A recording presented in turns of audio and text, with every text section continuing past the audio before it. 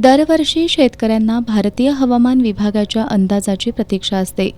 हवामान विभागाचा काय अंदाज येईल याची वाट सर्वच बघत असतात. अखेर हवामान विभागानं आज पहिला अंदाज जाहीर केलाय.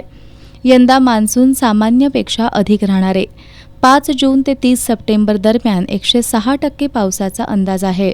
8 जूनपर्यंत मान्सून दाखल होण्याची शक्यता आहे. पावसाळा सुरू झाल्यावर अल निनोचा प्रभाव संपेल असंही हवामान विभागाच्या वतीनं सांगण्यात आलंय. महाराष्ट्रात देखील यंदा मान्सून चांगला राहणार आहे.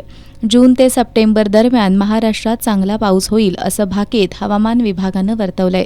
दरम्यान हा भारतीय हवामान विभागाचा पहिला दीर्घकालीन अंदाज आहे. पुढचा सुधारित पावसाचा अंदाज हा मे महिन्याच्या शेवटी वर्तवण्यात येणार असून त्यानंतर मान्सून संदर्भातील चित्र आणखी स्पष्ट होणार आहेत. स्कायमेट या खाजगी संस्थेनंही यंदा सरासरीपेक्षा अधिक पावसाचा अंदाज वर्तवलाय.